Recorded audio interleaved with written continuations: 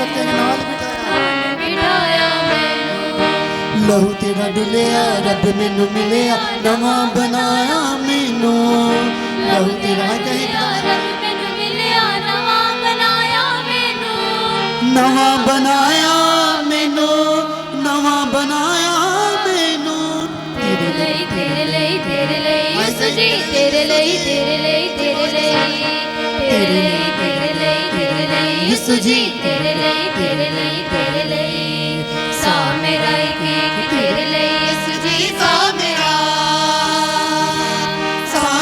एक तेरे लिए यीशु जी सा मेरा एक तेरे लिए यीशु जी सा मेरा एक तेरे लिए यीशु जी सा मेरा हालेलुया गाना शुक्र मनाना तेरा सलाम है तेरी तेरा सलाम है तेरी आइए मिलकर हालेलुया गाना शुक्र मनाना करा सलाम है तेरी तेरा सलाम है तेरी तेरा सलाम है तेरी जो दी तेरे नाम लाई रून कला से मिल गई आइए कि ये मिलकर जो दी तेरे नाम लाई रून कला से मिल गई जिंदगी जदोदी तेरे नाम लाई रून कला से मिल आइए गई वर्शिप करते हुए खुदा जिंदगी जदोदी तेरे नाम लाई रून कला से मिल गई रून कला से मिल गई रून कला से मिल गई तेरे लिए तेरे लिए तेरे लिए यीशु जी तेरे लिए तेरे लिए तेरे लिए आइए मिलकर तेरे लिए बुलंद आवाज के साथ हालेलुया तेरे लिए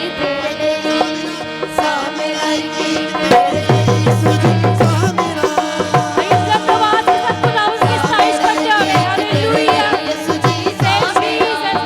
आइए मिलकर उसकी स्ताइश कीजिए सा मेरा एक तेरे लिए तेनू अपना के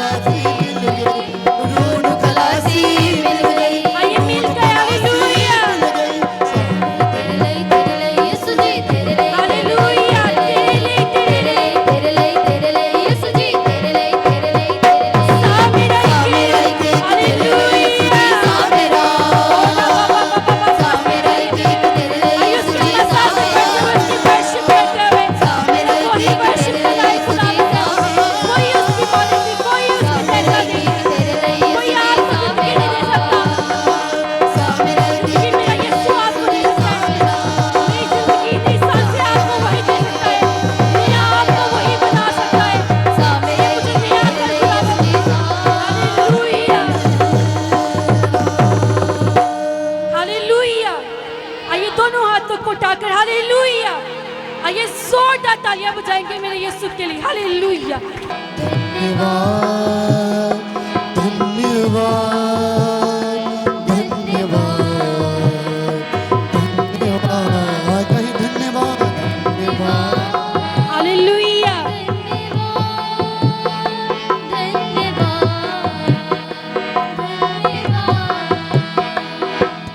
मैं जो पापों में डूबा हुआ था और जो तुझसे दूर था, मैं जो पापों में डूबा हुआ था और जो तुझसे दूर क्या कहूँ मैं तुझसे, मैं जो पापों में डूबा हुआ था और जो तुझसे दूर था, मैं जो पापों में डूबा हुआ था और जो तुझसे दूर था, अपना लहू बहाया,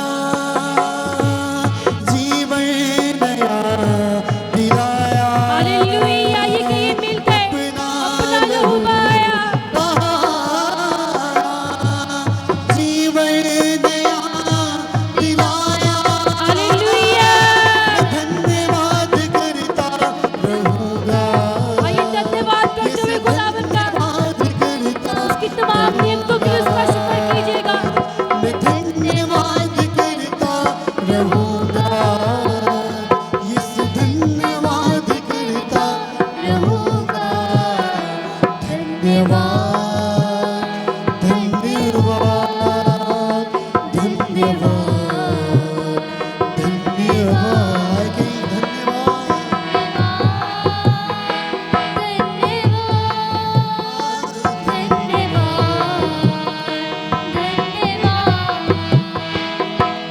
यीशु ने ऐसा प्रेम जताया, मुझको अपना बेटा बनाया, यीशु ने ऐसा प्रेम जताया, मुझको अपना बेटा बनाया, यीशु ने ऐसा प्रेम जताया, मुझको अपना बेटा बनाया, यीशु ने ऐसा प्रेम जताया, मुझको अपना बेटा बनाया, अपनी राह पर चलाया, जीवन नया दिलाया, हालेलुया। ये मिलकर कहेगा अपनी राह पर चला, जीवन नया दिलाया। दिलाया, आइए मिलकर मैं धन्यवाद करता रहूंगा, मैं धन्यवाद करता रहूंगा। करता रहूंगा, आइए शुक्रगुजारी करें खुदावन की। धन्यवाद करता रहूंगा, हालेलुया। रहूंगा, धन्यवाद धन्यवाद धन्यवाद धन्यवाद मिलकर शुक्रगुजारी करेंगे, धन्यवाद कहेंगे ऊंची, हालेलुया, ऊंची आवाज से कहेंगे धन्यवाद, शुक्रगुजारी करते हुए वर्शिप करेंगे, हालेलुया, धन्यवाद।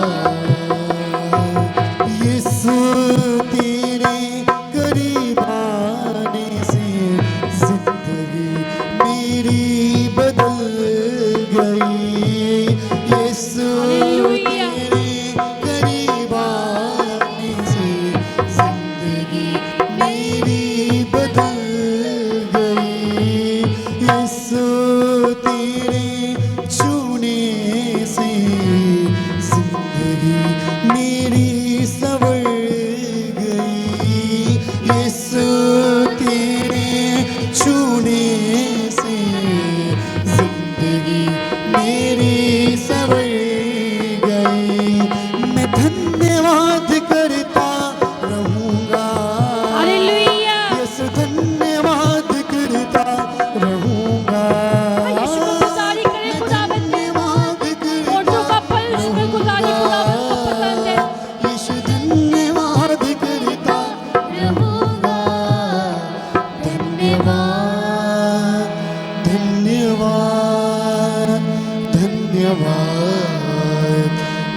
धन्यवाद धन्यवाद धन्यवाद धन्यवाद धन्यवाद।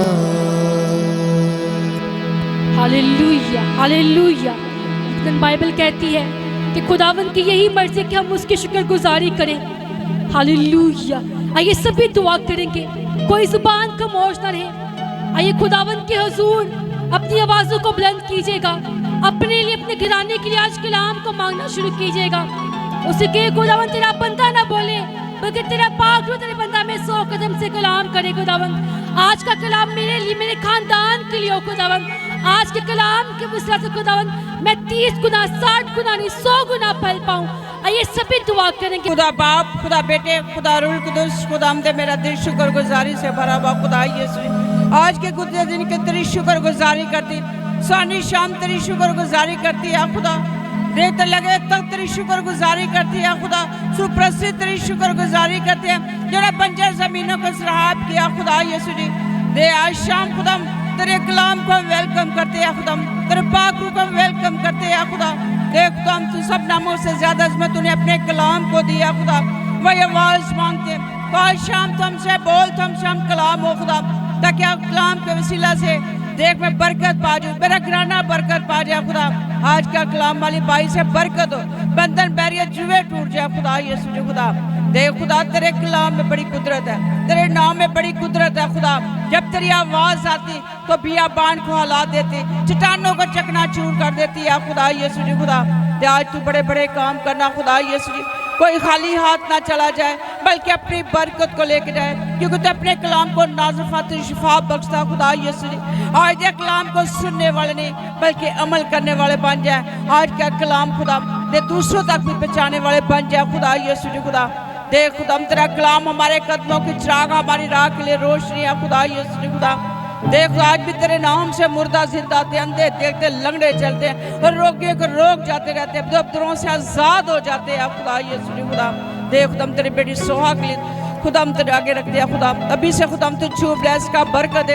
आज शाम तेरी बेटी ने बोले बल्कि तेरा पाक होकर बोले, तो अभी से खुदा छू ब्लेस का बरकत दे, तेरा पाक झुम्बश करे खुदा यीशु जी। और खुदा हम तेरे गहरे प्रकाशवत खोलना खुदा, जब बोले तो खुदा ये जिंदगियां बाई से बरकत बैठा है जाए खुदा। तो सर से लेके पाँव के तलवे तक छू और ब्लेस का बरकत दे, मसीह के नाम से आमीन। हालेलुया। मेरी तरफ से सबको सलाम। कितने लोग हैं जो यीशु को अपना बादशाह मानते हैं? आइए उस बादशाहों के बादशाह के जलाल का बादशाह जोरदार तालियां बजाइएगा। आइए और जोरदार तालियां बजाइएगा उस जिंदा खुदा उनके लिए। Hallelujah hallelujah. कितने हैं जो आज खुश हैं? मैं एक सवाल करना चाहती हूँ, कितने हैं जो यीशु पर पुख्ता ईमान रखते हैं? सभी रखते हैं। और कितने ये ईमान रखते हैं कि अगर हमारा आज लास्ट डे भी हो, अगर हमसे कहा जाए कि आज रात तेरी जान तुझसे ले ली जाएगी, तो कितने हैं जो उस ईमान में उसके साथ कायम रहने को तैयार है? Very good. सभी यीशु से प्यार करते हैं। अपने अपनी जोरदार तालियां बजाइएगा। आइए आज हम खुदा उनके कलाम में से जो सीखेंगे वो हम यही सीखेंगे कि हमने अपने ईमान से कैसे उसको खुश करना है। आइए जिनके पास भी खुदा उनका कलाम है मेरे साथ निकालिएगा। अब्रानियों 11 बाब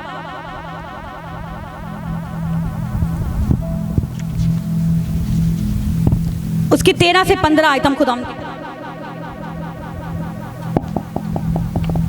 अब्रानियों 11 बाब उसके 13 से 15 आयत हम खुदा उनके कलाम में से पढ़ेंगे। खुदा उनके कलाम में ये लिखा है, ये सब ईमान की हालत में मरे और वादा की हुई चीजें ना पाई, मगर दूर ही से उन्हें देखकर खुश हुए और इकरार किया कि हम जमीन पर परदेसी और मुसाफिर हैं। जो ऐसी बातें कहते हैं वो जाहिर करते हैं कि हम अपने वतन की तलाश में हैं, और जिस मुल्क से वो निकल कर आए थे अगर उसका ख्याल करते तो उन्हें वापस जाने का मौका था। खुदावंद इस कलाम के वसीला से आप सबको बरकत दे, सब कहिएगा आमीन। मेरे अज़ीज़ों, अगर हम अब्रानियों में ये पूरा 11 बाब पढ़े तो ये बेसिकली जो चैप्टर है ये सारा ईमान के ऊपर ही है कि किस तरह से हम हाबिल से देखते हैं, वहाँ से शुरू होकर सब नबियों के ईमान के बारे में बताया गया है कि किस तरह ईमान से हाबिल ने अपनी कुर्बानी खुदावन के हजूर गुजरानी और उसका हदिया, उसकी कुर्बानी जो थी वो क्या हुई? कबूल हुई। ईमान से उसने कोई डंडी नहीं मारी, उसने सही वफादारी के साथ जैसा खुदा चाहता था अपना हदिया वो खुदावन के हजूर लेके गया, और खुदावन ने क्या किया? उसके हदिया को कबूल किया। और काइन के हदिया को, जिसने डंडी मारी थी, जिसने खराब चीज़ें उसके हजूर में वो लेके गया था, उसको तो रिजेक्ट किया, लेकिन क्या किया? हाबिल की कुर्बानी को उसने क्या किया? मंजूर किया। इसी तरह हम आगे और देखें, इसी चैप्टर में हम नूह को देखें तो ईमान से जब खुदा उससे बोला, खुदा ने उससे कहा कि तू एक कश्ती बना, तो मेरे से तो उसने कोई क्वेश्चन नहीं किए, ईमान से उसने क्या किया? उसको फॉलो किया, उसकी बात को, और वो उस काम में लग गया। इसी तरह आगे हम हनूक को भी देखें तो वो जिंदा उठाया गया ईमान से। मेरे से इन नबियों के बारे में तो हम देखते हैं कि ये सारे ईमान के साथ जिए।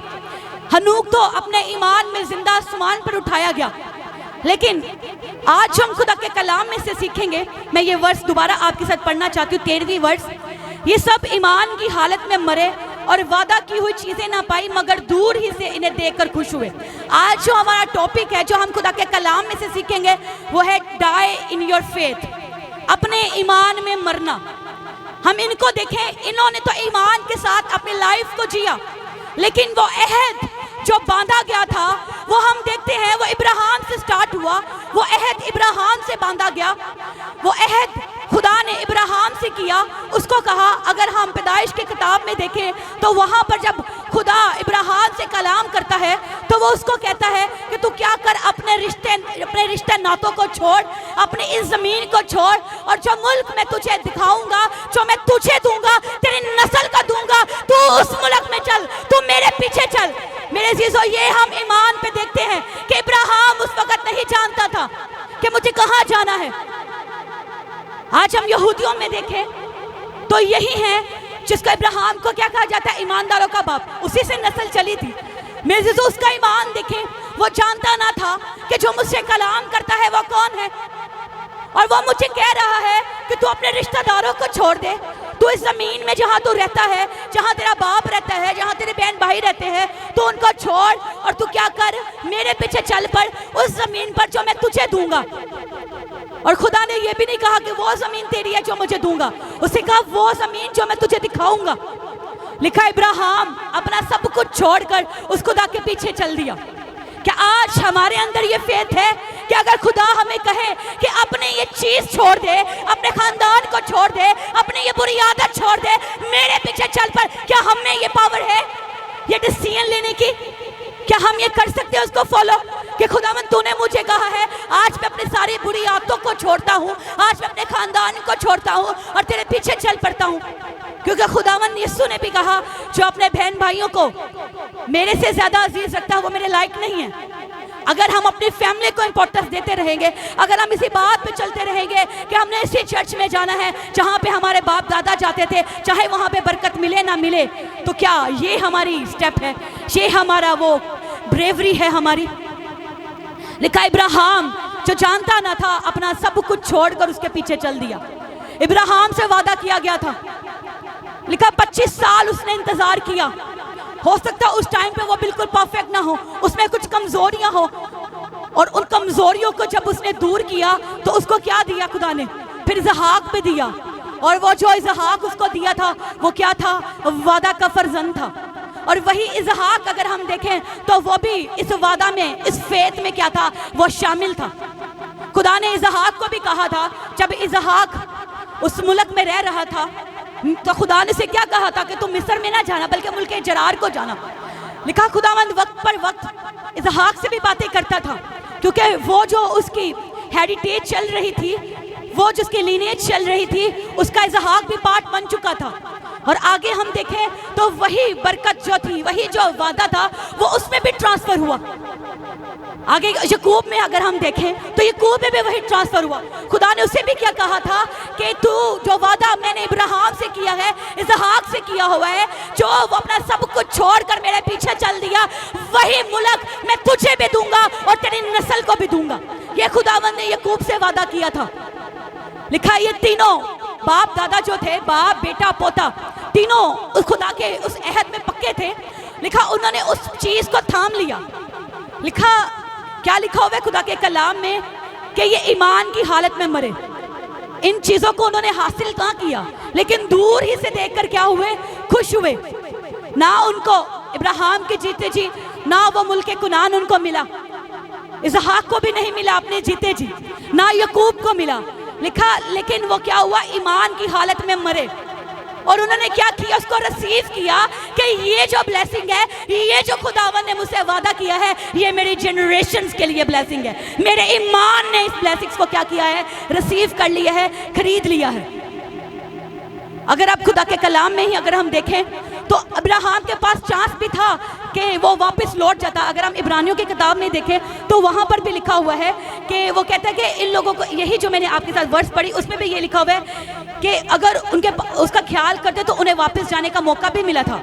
जहाँ से इब्राहिम निकला था उसके पास ये मौका था कि वो उस जगह पर वापस लौट जाता, लेकिन वो नहीं गया। वो अपने ईमान में क्या हुआ, खड़ा रहा। अब देखिए जब उसकी शादी करनी थी इब्राहिम ने अपने बेटे के इसहाक की, तो उसने जब अपने नौकर को कहा कि मैं इस मुल्क में से किसी भी औरत से, किसी भी लड़की से मैं अपने बेटे की शादी नहीं करूंगा, तो उसने क्या कहा था, अपने नौकर को कहा था कि जा मेरे खानदान में जा और वहाँ से कोई लड़की उसके लिए ढूंढ के लाना। तो मेरे अजीजों, जब वो अपने नौकर को भेज रहा था तो वो खुद भी जा सकता था वहाँ पर, उसके पास खुद भी वो चांस था, लेकिन लिखा है कि वो खुद नहीं गया। उसके पास ये मौका था, लेकिन नहीं, वो क्या करता था, वो खुदा पे ट्रस्ट करता था। वो जानता था कि खुदावन ने जो मुझसे वादा किया है, मैं क्या करूंगा, उस ज़मीन को हासिल करूंगा, क्योंकि खुदावन ने इसको कहा था तो ये सब कुछ देख ले, जहाँ पर तेरी नज़र जाती है, जहाँ तक तू देख सकता है, ये सब कुछ मैं तुझे दूंगा और इसके बाद तेरी औलाद इस ज़मीन की वारिस होगी। और लिखा है अपने ईमान से उसने उस चीज़ को रिसीव किया, उस मुल्क को, उस ब्लेसिंग को उसने रिसीव किया। अगर हम खुदा के कलाम में देखें तो मेरे अजीजों, मूसा को अगर हम देखें तो मूसा ने भी क्या किया, ईमान के साथ, लिखा ईमान से मूसा ने क्या किया, बड़ी दलेरी से उसने फिरौन का बेटा होने से इनकार कर दिया। ईमान से ही वो बचाया गया जब वो बच्चा ही था। ईमान ही से वो अपनी कौम बनी इसराइल को बड़े फख्र के साथ वहाँ से निकाल कर लेकर गया था कि चाहे कुछ भी हो, मेरा यहोवा जिंदा है, चाहे जैसे भी हालात हो, वो हमें सही सलामत उस मुल्क में पहुँचाएगा। अगरचे वो खुद तो उस मुल्क में दाखिल ना हो पाया, उसके अंदर जैसे भी उसने जो भी गलती करी, उस गलती की वजह से वो उस मुल्क में दाखिल ना हो पाया। लेकिन जब पहाड़ पर उसने इस मुल्क को देखा तो वो इस बात को जानता था कि यहोवा ने जो वादा किया है, जो वादा उसने इब्राहिम, इसहाक, याकूब से किया है और जो वादा उसने मुझसे किया है, अब वो ज़मीन का वालिक हमें बनाएगा। अगर हम देखें, यशुआ को देखें तो यशुआ के साथ भी ऐसा ही हुआ था। खुदा ने यशुआ को क्या कहा था कि ये सब मेरे आराम में दाखिल ना होने पाएंगे। वो लोग भी आराम में दाखिल ना होने पाए, लेकिन यशुआ ने ज़मीन बांट कर दी उनको और उन्होंने क्या किया, उस ज़मीन को हासिल भी किया। अगर आज हम अपने आप को देखें, अगर कोई हमें कहे कि आज तुम्हारे पास कुछ नहीं है, आज तुम्हारा आखिरी दिन है, तो क्या आप ईमान के साथ अपनी उस चीज़ को हासिल करते हैं? क्योंकि खुदा के कलाम में हम इब्रानियों 10 बाब उसकी 36 आयत में पढ़े तो वो कहता है कि तुम्हें सब्र करना ज़रूर है ताकि खुदा की मर्जी पर चलकर वादा की हुई चीज़ को क्या करो, हासिल कर सको। क्या खुदा जो हमसे वादा करता है, अगर हम पुराने ऐतनामा में देखें तो खुदावन ने ये सारे इनसे वादा किए, लेकिन यीशु मसीह ने नए ऐतनामा में जो हमसे वादा किया वो सब हम यीशु ने हमसे पूरे किए। क्योंकि खुदावन ने कहा था, इब्रानियों हम देखें 8 बाब में, तो वहाँ पर खुदा कहता है कि अब उस दिन के बाद से तुम लोग क्या होगे, मेरे लोग होगे, मैं तुम्हारा खुदा होऊंगा, तुम लोग मेरे लोग होगे, अब से कभी मैं तुम लोगों को छोड़ूंगा ना।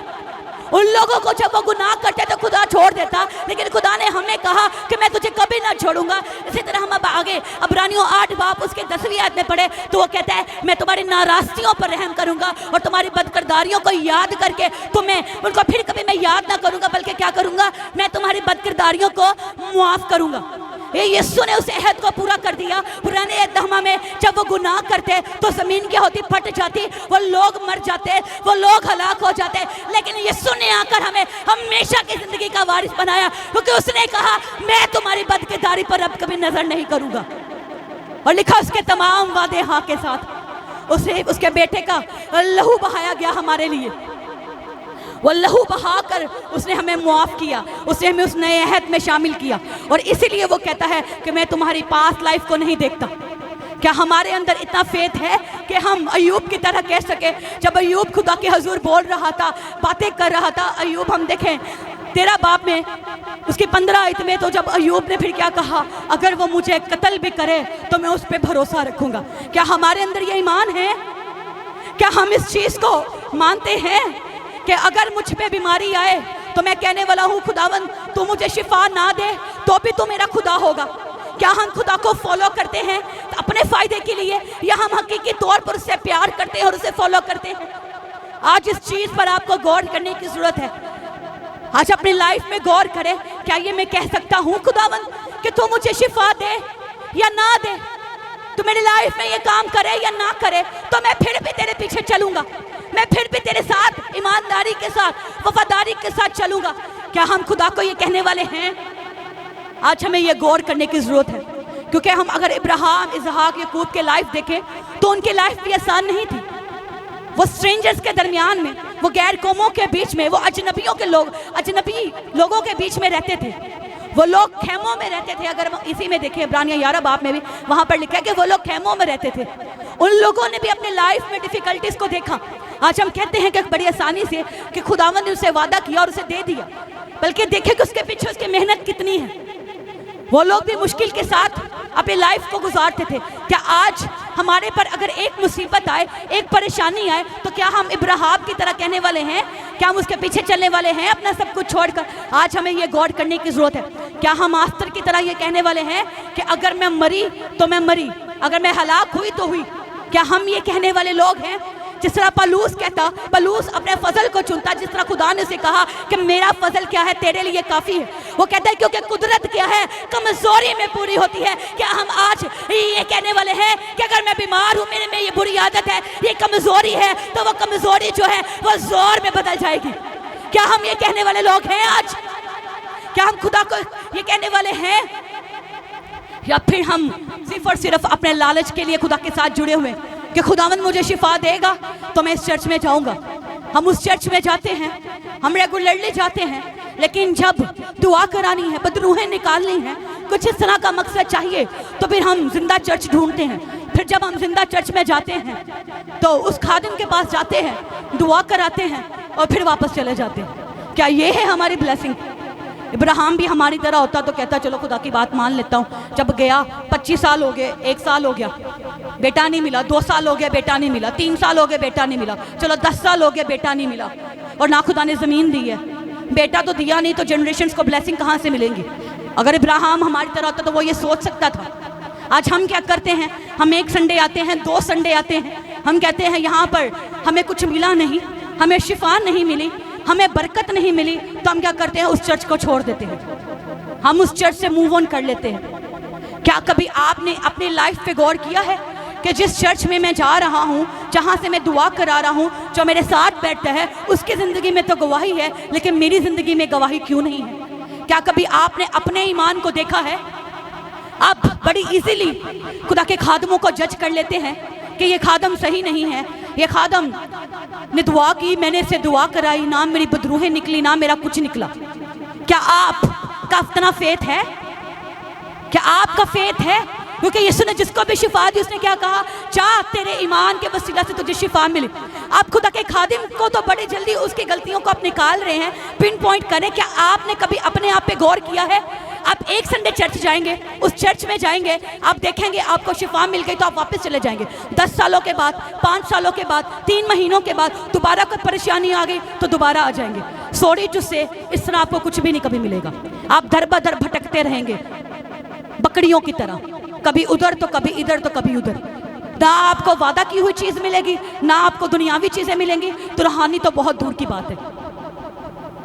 लिखा है जितनों ने भी ईमान लाए, उन्होंने क्या किया? वादा की हुई चीज़ को हासिल किया।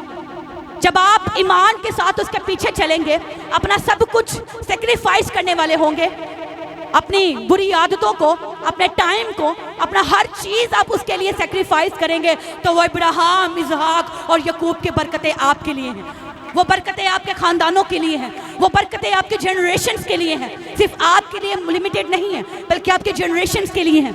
जिस तरह इब्राहिम ने इसहाक के लिए, याकूब की तरह सबके लिए बरकतों को खरीदा, वो बरकतें आज आपके लिए भी हैं। अगर आप अपने लॉस को ना देखते हुए खुदा के पीछे चलते हैं तो वो क्या करता है, वो आपको भी फिर बड़ी उम्मीद देता है, क्योंकि उसके कलाम में वो कहता है कि क्या तुम करो, बड़ी उम्मीद रखो, क्योंकि उसके कलाम में ही वो ये हमें सिखाता है। वो कहता है कि तुम्हें सब्र करना है, ताकि सब्र करके तुम खुदा की मर्जी के मुआफिक चलकर क्या करो, उस वादा की हुई चीज़ को क्या कर सको, हासिल कर सको। जब आप पेशेंस रखेंगे अपने अंदर, आपके अंदर खुदा का वेट करने की जब आपके अंदर वो एबिलिटी आ जाएगी, वो खूबी आपके अंदर आ जाएगी, तो आप क्या करेंगे, आप उस ब्लेसिंग्स को रिसीव कर लेंगे। अगर हम पहले पतरस में देखें उसके 3 बाब उसकी 15वीं आयत में, तो खुदा के कलाम में क्या लिखा है, वो कहता है मसीह को खुदावन जानकर अपने दिलों में मुकद्दस समझो, और जो कोई तुमसे तुम्हारी उम्मीद की वजह दरियाफ्त करे उसको जवाब देने के लिए हर वक्त मुस्तैद रखो, मगर हिलम और खौफ के साथ।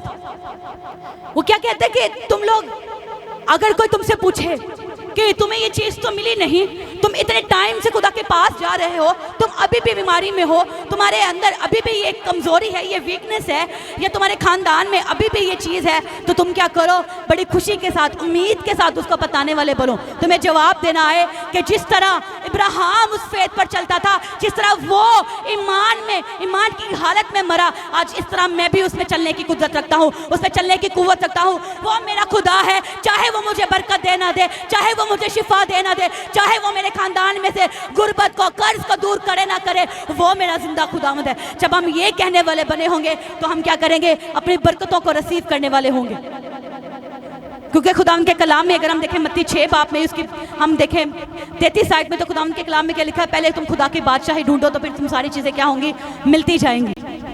मेरे अज़ीज़ों, जब हम ईमान के साथ खुदावंद के साथ चलेंगे तो फिर चाहे वो हमें दुनियावी चीज़ें तो देगा ही देगा, लेकिन उसके साथ जो हमें स्पिरिचुअल ब्लेसिंग्स देगा वो भी हमें देगा। क्योंकि उसके कलाम में अगर हम देखें तो वो क्या कहता है कि अब हमसे वो क्या वादा करता है, वो लोग तो लिखा है कि ईमान में उस ज़मीन को हासिल करने के इंतज़ार में थे। अब खुदावा ने हमसे क्या वादा किया, उसने कहा मैं जाता हूँ और तुम्हारे लिए क्या करता हूँ, जगह तैयार करता हूँ। और मेरे से तो ये हमारे लिए बड़ी खुशी की बात है। वो तो इस दुनियावी ज़मीन को ढूंढ रहे थे, लेकिन हम यीशु पर ईमान रखते हैं और हम उस जिंदा हमेशा की जिंदगी को, उस जगह को हम तलाश करने की हम उसमें हैं कि हमें वो जगह मिलेगी। क्योंकि खुदावन ने क्या कहा था, यीशु ने कहा था, जो चीज़ें तुम लोग देखते हो, बहुत सारे नबी बल्कि इब्राहिम उस चीज़ को देखने के क्या था, ख्वाहिशमंद था। लेकिन यीशु ने मेरे अज़ीज़ों उस नए अहद में जब हमें शामिल कर लिया तो उसने, हम देखते हैं बाइबल के वसीला से उसने हमें सब कुछ दिखा दिया, और हम पुराने अहदनामे में भी बल्कि नए अहदनामे में हम उसके वादों में शामिल होते हैं। अब बस एक ही चीज़ बाकी रह गई है कि वो हमें जल्द लेने के लिए आने वाला है। और अब फिर क्या हम करेंगे, फिर आसमान पर जब चले जाएंगे तो जगह उसने हमारे लिए जो तैयार की है, अपने ईमान की हालत में यहाँ से तो मर जाएंगे, लेकिन वहाँ पर हमेशा की ज़िंदगी का वारिस बन जाएंगे। जब उस जगह पर रहेंगे तो हर वक्त लिखा, जैसे मुकाशवा में लिखा हुआ है कि उसके तख्त के आगे खड़े होकर हर वक्त जैसे फरिश्ते पुकारते रहते, उसकी तारीफ करते रहते, हालेलुया के नारे लगाते रहते, कहते रहते कि अज़ल से ज़िबा किया हुआ बर्रा, शुक्रगुजारी की तारीफ के बुजुर्गी के लायक है। हम भी वही कहने वाले लोग बन जाएंगे। हालेलुया, जोरदार तालियां बजाइएगा जिंदा खुदा के लिए। ये ईमान है अब हमारा, वो ईमान। उसने तो उस दुनियावी ज़मीन को हासिल करना चाहा, लेकिन लिखा हम इस ज़मीन के ख्वाहिशमंद हैं। क्योंकि खुदावंद ने भी कह दिया था कि बहुत सारे लोग, बल्कि नबियों को जब तुम खुदावंद की बादशाही में देखोगे और अपने आप को बड़ा, जब दूर तुम लोग खड़ा हुआ पाओगे, बाहर खड़े हुए पाओगे, तो फिर तुम लोगों को पता चलेगा क्या आज आप इस लायक हैं कि आसमान पर जाएं। तो वो नबी जिन्होंने इस चीज़ को हासिल किया, अपने जनरेशन्स के लिए उन्होंने जिन प्रोमिसेस को रिसीव किया, क्या हम उनके साथ उस बादशाही में दाखिल होने के लिए तैयार हैं? आज रात हमें ये गौर करने की ज़रूरत है। जब हम उस ज़मीन में, उस आसमान में जाने के लिए, उस खुदा की बादशाही में जाने के लिए अपने आप को तैयार कर चुके होंगे, तो हमारे लिए बड़ी उम्मीद होगी। फिर लिखा वहाँ पर ना तो कोई भूख होगी, ना वहाँ प्यास होगी। लिखा वो जो बर्रा है वो क्या करेगा, तुम्हारे सब आंसुओं को क्या करेगा, पोंछ डालेगा। फिर वहाँ पर हमेशा हम उसके हजूर रहेंगे, उसकी प्रस्तिश करते रहेंगे, उसकी तारीफ करते रहेंगे। और आखिर में खुदा के कलाम में से हम पढ़ेंगे अब्रानियों में जो 11 बाब उसकी पहली आयत में लिखा, अब ईमान उम्मीद की हुई चीज़ों का एतमाद और अनदेखी चीज़ों का क्या है, सबूत है।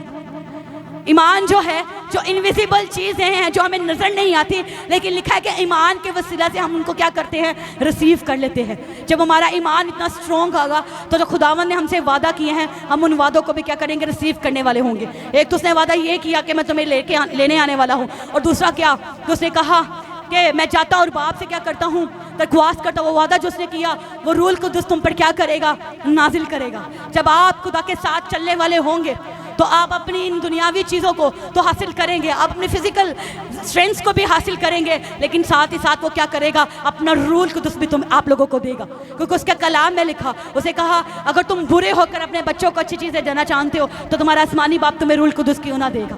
जब आपका बिलीव खुदावन पर होगा, जब आपका ईमान खुदा पर होगा, जब आपका फेथ इतना स्ट्रॉन्ग होगा, तो वो आपको सारी ब्लेसिंग्स देगा। क्योंकि उसके कलाम में लिखा, वो कहता है उसकी बादशाह की तलाश करो तो सारी चीज़ें तुमको मिल जाएंगी।